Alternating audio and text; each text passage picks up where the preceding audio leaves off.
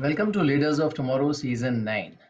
It's all about empowering billion dreams, and as you are well aware by now, Leaders of Tomorrow specializes in identifying and nurturing talent, nurturing entrepreneurship.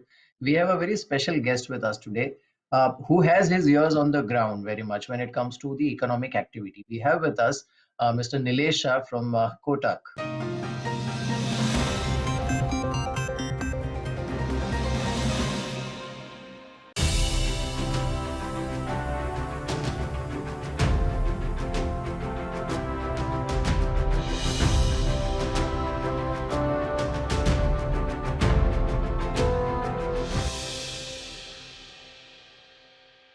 Sir, thank you so much for joining us. It's a pleasure having you on this show.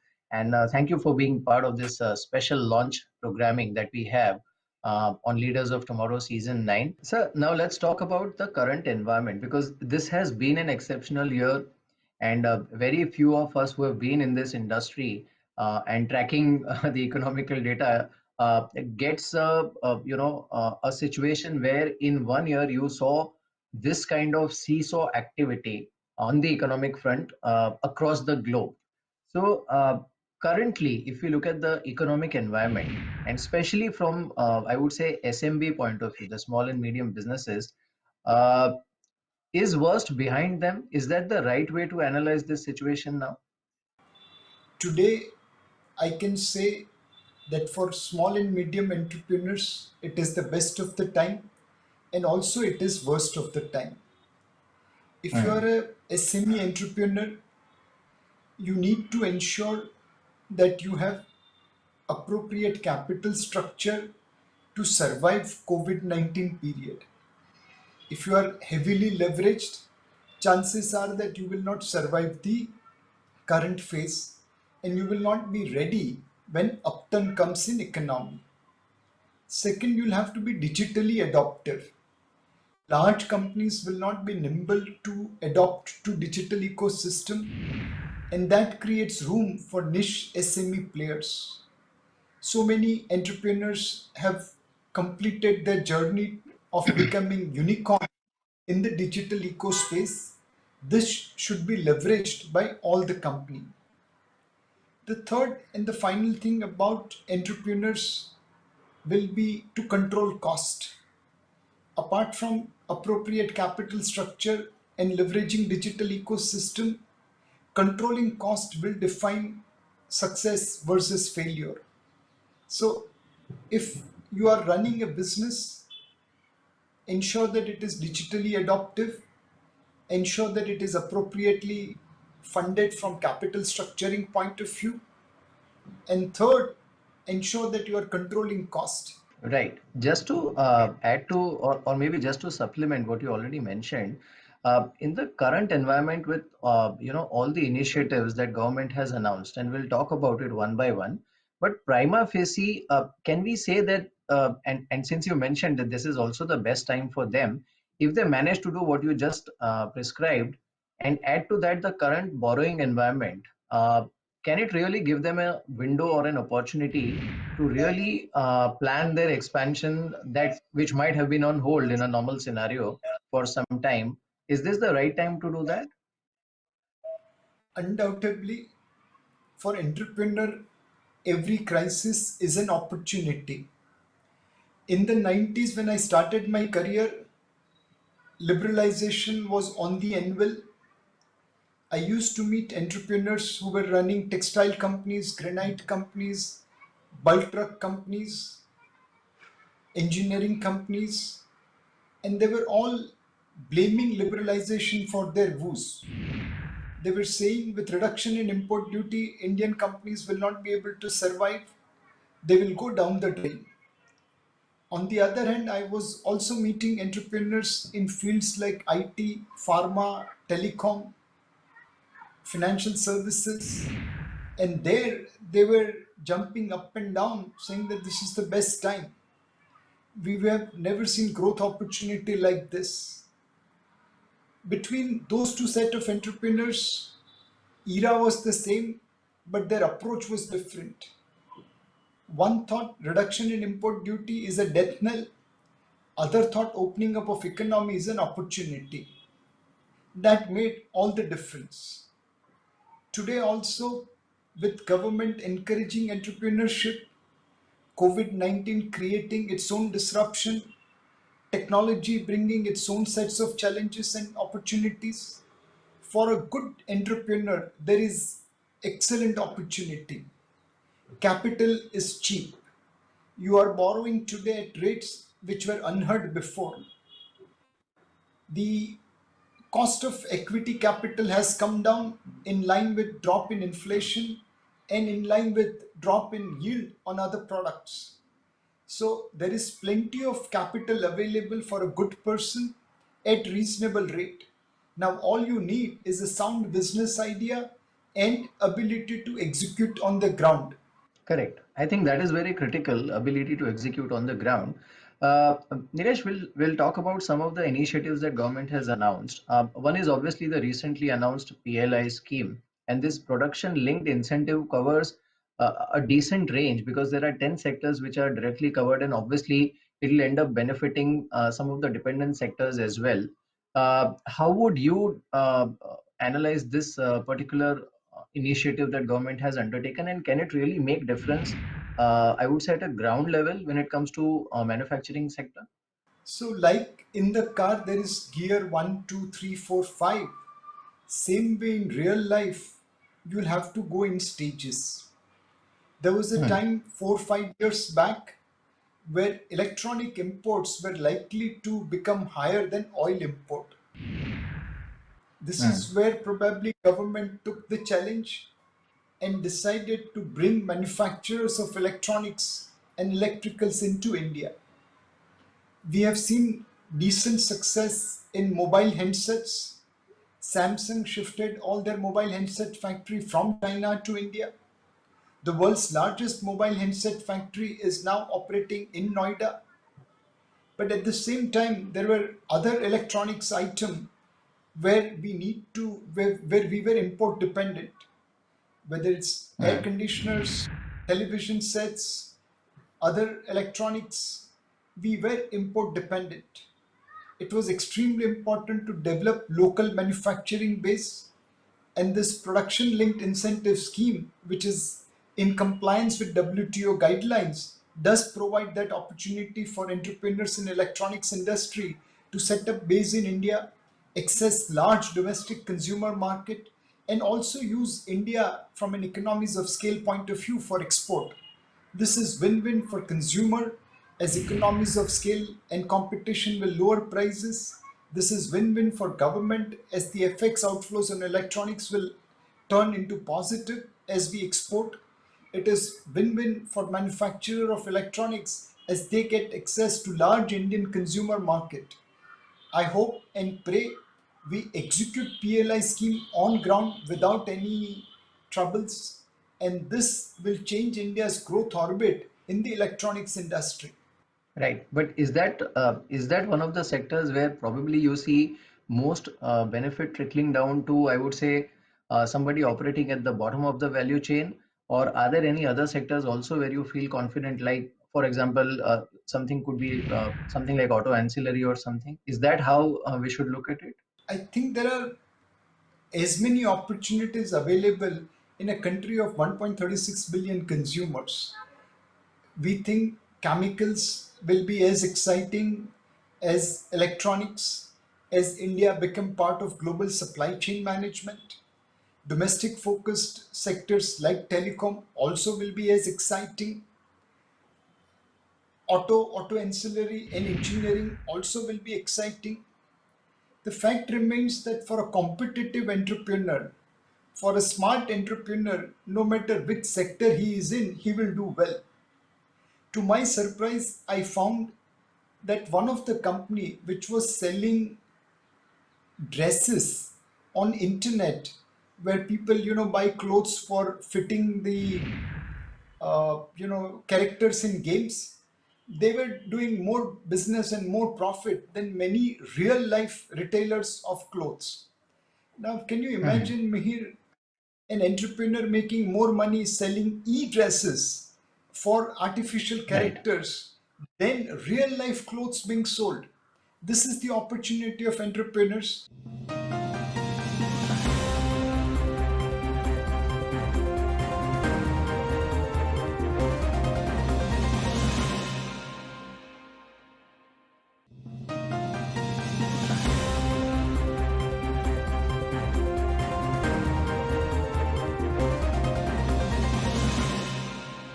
Now, if we talk about the ground situation, Nilesh, and you are somebody who always stays connected at a ground level also with a lot of things. Uh, Obviously, last 2 3 quarters have been really challenging because India didn't enter into the lockdown or the corona scenario on a very high note.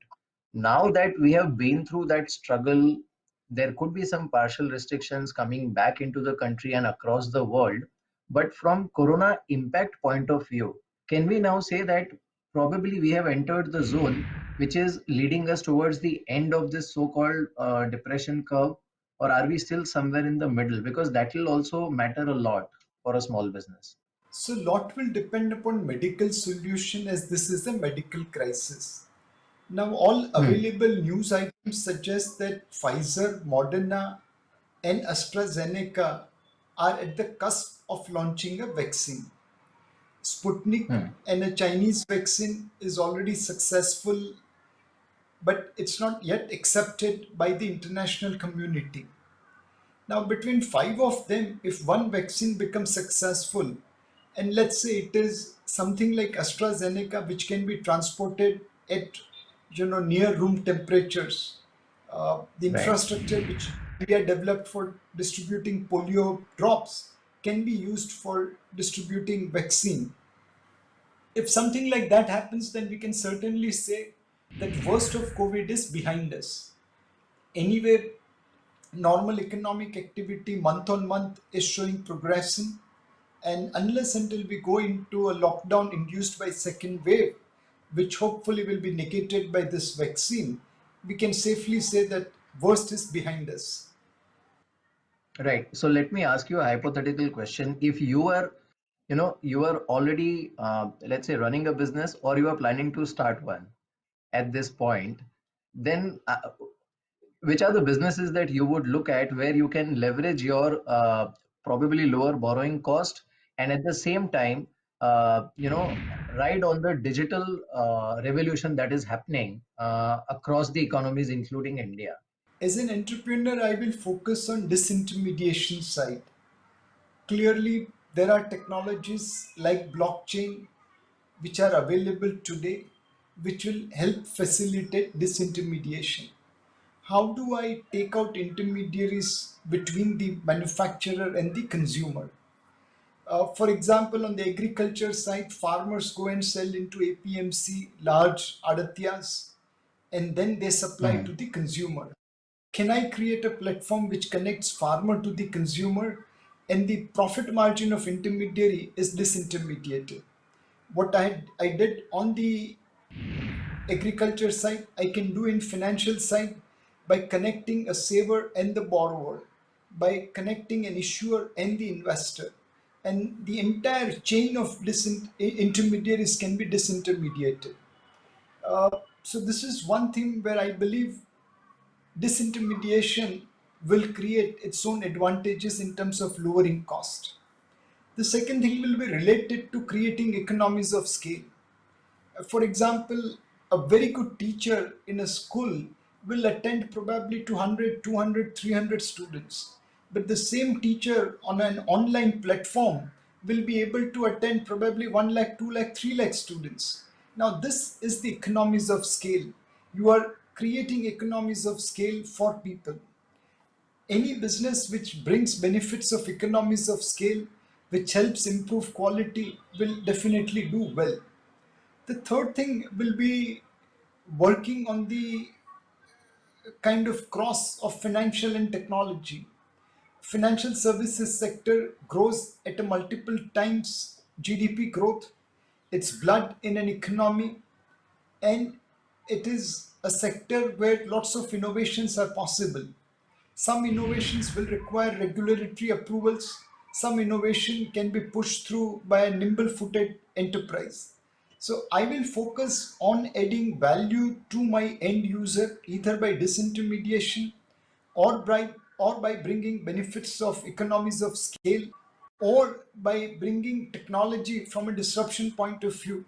Right. I have been, I mean, obviously, I've been following you on social media as well, and you remain ever optimistic about India and its prospects. But at the same time, the good thing is you're also critical of the areas where we really need to improve.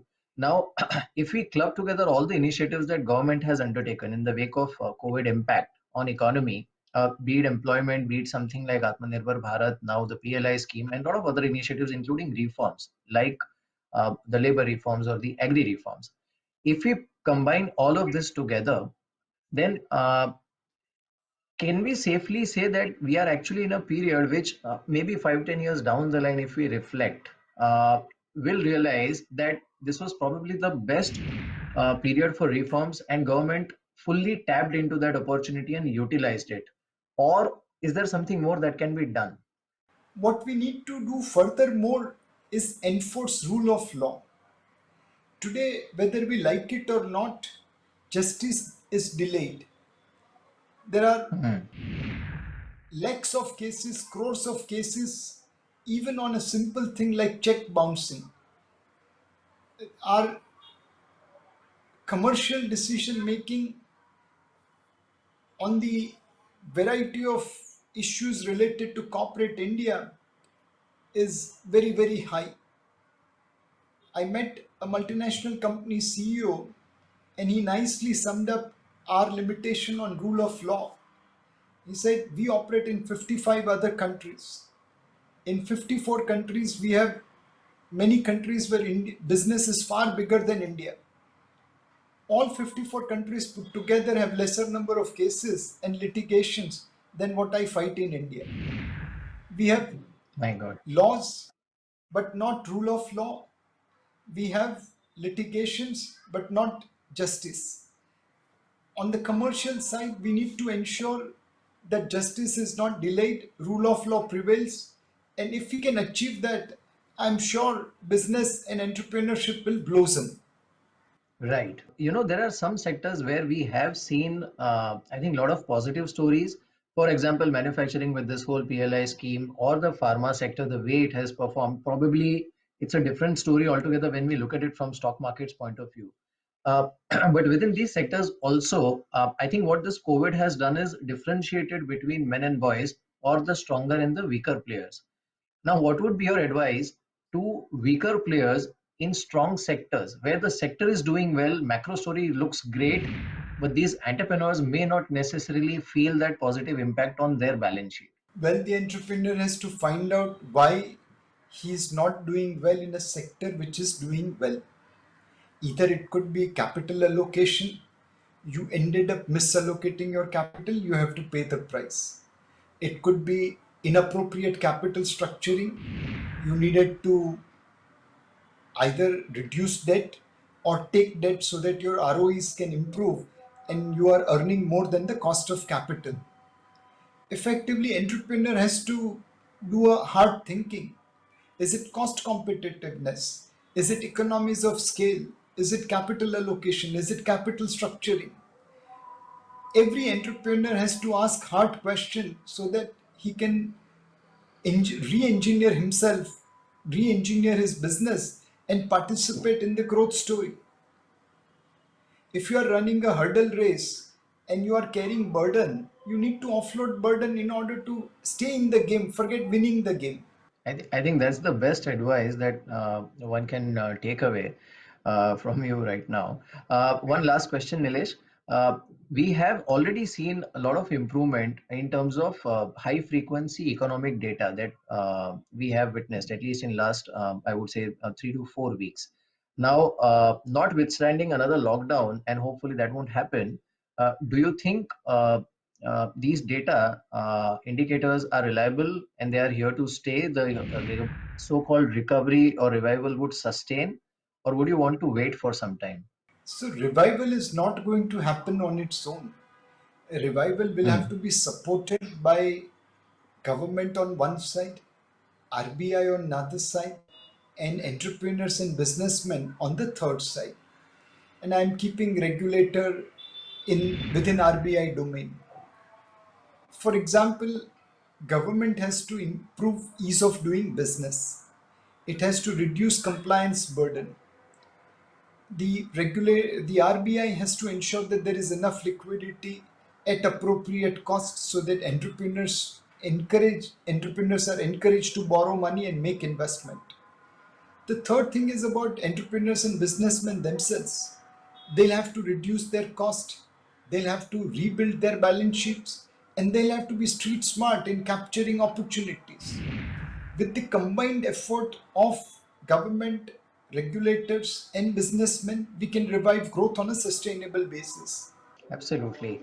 Sir, thank you so much for joining us. It's been a pleasure having you on this show. And I think your advice will play a very vital role in hand holding and guiding the entrepreneurs on this show. Thank you so much. Thank you, Mehir.